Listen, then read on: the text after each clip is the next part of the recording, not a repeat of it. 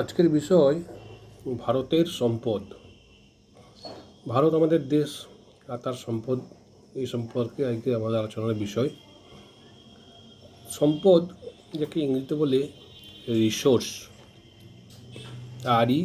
RESOURCE।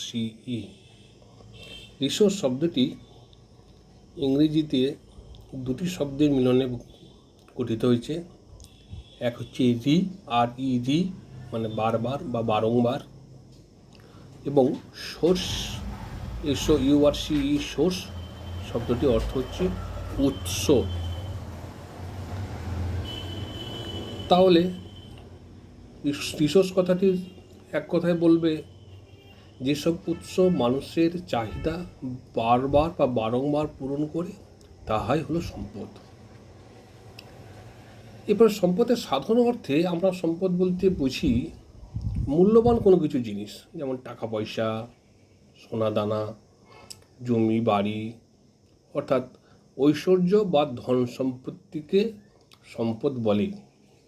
এটা সাধারণ অর্থে কোনো প্রাকৃতিক বস্তু বা পদার্থের মূল্য বা দাম বা গুণকে সম্পদ বলে।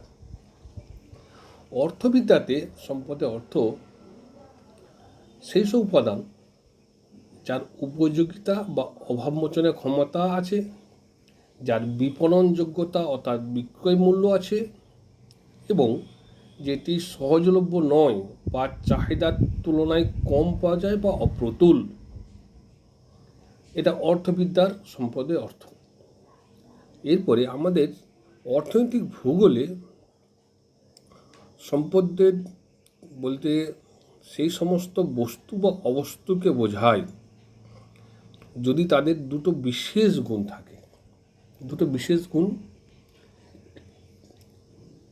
সম্পদের যে কার্যকারিতা বা কাজ করা ক্ষমতা এবং উপযোগিতা, এই দুটো গুণ যদি থাকে তাহলে তাকে সম্পদ বলা হবে।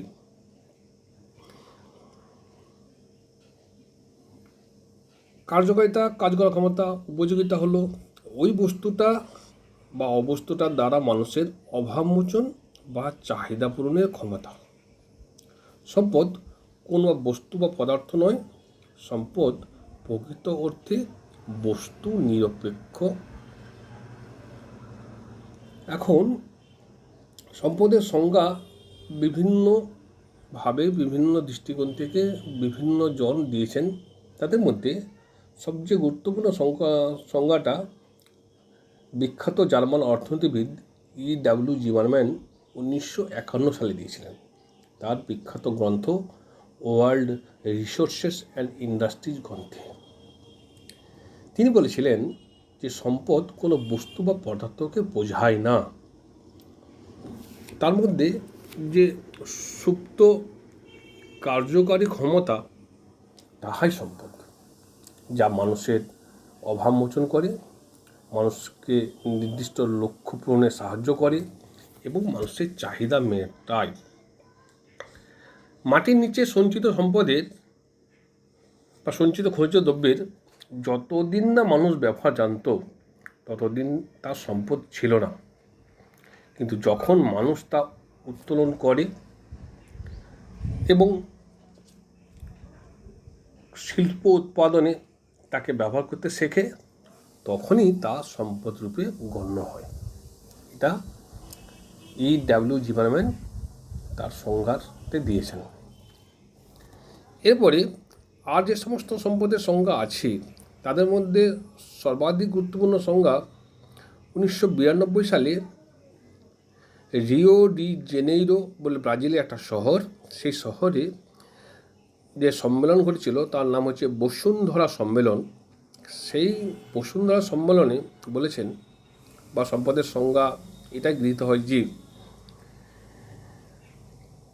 যে কোনো বস্তু যা তার কার্যকারিতার মাধ্যমে চাহিদা পূরণের সঙ্গে সঙ্গে মানুষের বা জীবমণ্ডলের সংরক্ষণকে সুনিশ্চিত করে, তাকেই সম্পদ রূপে গণ্য করা উচিত। এটা 1992 সালে রিও ডি জেনেইরো শহরের সংজ্ঞা, যেটা আবার বলি যে কোনো বস্তু বা অবস্তু যা তার কার্যকারিতার মাধ্যমে মানুষের চাহিদা পূরণের সঙ্গে সঙ্গে জীবমণ্ডলের সংরক্ষণকেও সুনিশ্চিত করে, তাকেই সম্পদ বলে গণ্য করা যায়। এবার দু একটা উদাহরণ দেওয়া যাক। মানুষ চাষবাস করে জমিতে, কিন্তু কোনো কারণে খরা হোক, বন্যা হোক বা ঝড়ঝঞ্ঝার ফলে যদি ফসলটা নষ্ট হয়ে যায়, তবে মানুষের অভাব মোচন হয় না বা অভাব পূরণ হয় না। যেহেতু মানুষের অভাব মোচনে ওই নষ্ট ফসলে কোনো কার্যকারিতা নেই, সেই জন্য তার সম্পদ বলে গণ্য হবে না। অর্থাৎ ফসল সম্পদ নয়, ফসলের কার্যকারিতাই সম্পদ। অনুরূপভাবে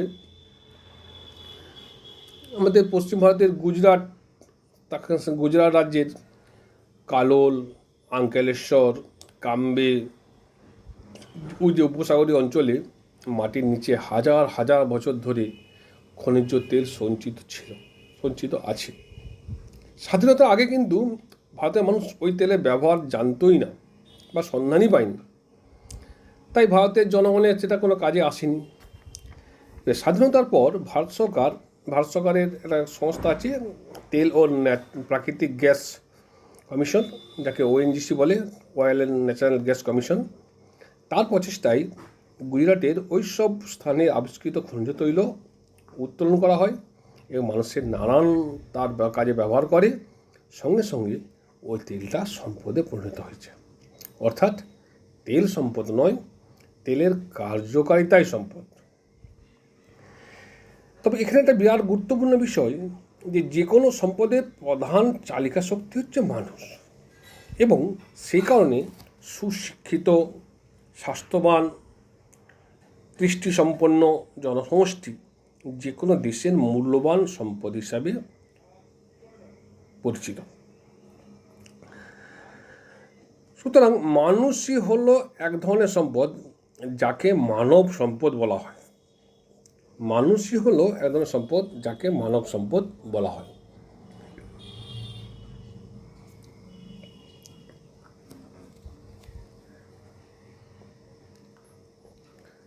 মানব সম্পদ আন্তর্জাতিক মানচিত্রে ভারতের বিশেষ স্থান দিয়েছে। কেন দিয়েছে না, ভারতের জনসংখ্যা এখন 130 কোটির বেশি। তাহলে এই পরিমাণ দেশের যদি যথাযথ শিক্ষার প্রসার এবং সার্বিকভাবে জনস্বাস্থ্যের উন্নতি ঘটানো যায়, তাহলে ভারত বিশ্বের প্রথম সারির দেশগুলোতে স্থান গ্রহণ করবে। ভারতের এই জনসংখ্যাটাই তখন একটি গুরুত্বপূর্ণ মনুষ্য সম্পদ হিসাবে পরিগণিত হবে। বর্তমানে অবশ্য এমনিতেই উচ্চশিক্ষা এবং প্রযুক্তি বিজ্ঞানে, যেমন কম্পিউটার, ভারতীয়রা পৃথিবীর অনেক বড় বড় বা উন্নত দেশগুলোকে টেক্কা দিয়েছে এই উন্নত শিক্ষাতে বা উচ্চশিক্ষাতে এবং প্রযুক্তি বিজ্ঞানে। তা মানুষের অভাবমোচনের জন্য কোনো বস্তুর কার্যকারিতাই সেটিকে সম্পদে পরিণত করে। কোনো দেশ বা মানব গোষ্ঠীর তাদের সংস্কৃতির সাহায্যে, সংস্কৃতি মানে এখানে দীর্ঘলিত শিক্ষা, প্রযুক্তিগত জ্ঞান, মেধা, কর্ম দক্ষতা, সৃজনশীলতা, নিয়মানুবর্তিতা, পরিচালনা ব্যবস্থা, রাজনৈতিক স্থিরতা প্রভৃতি বিষয়গুলি এরা বিভিন্ন বস্তুকে, প্রাকৃতিক নিরপেক্ষ বস্তুকে সম্পদে রূপান্তরিত করে। সুতরাং সম্পদ সৃষ্টির তিনটি প্রধান উপাদান। একটি হলো প্রকৃতি, যেখান থেকে পাওয়া যায়। দ্বিতীয় হচ্ছে মানুষ, কারণ মানুষেরই সম্পদ প্রয়োজন হয়। আর তৃতীয় হচ্ছে সংস্কৃতি। সেই সমস্ত মানুষই সম্পদ তৈরি করতে পারবে যারা সাংস্কৃতিকভাবে উন্নত, অর্থাৎ লেখাপড়া যারা সুশিক্ষিত, তবেই না তারা নিরপেক্ষ বস্তুকে সম্পদে পরিণত করতে পারবে। তাহলে সেই জন্য সম্পদ সৃষ্টির প্রধান তিনটি উপাদান, এক হচ্ছে প্রকৃতি, দ্বিতীয় হচ্ছে মানুষ, তৃতীয় নম্বর হচ্ছে সংস্কৃতি। এবার সম্পদের শ্রেণীবিভাগ। সম্পদকে বিভিন্ন দিক থেকে নির্বাহ করা যায়, যা তোমাদের পরের ক্লাসে আলোচনা করব।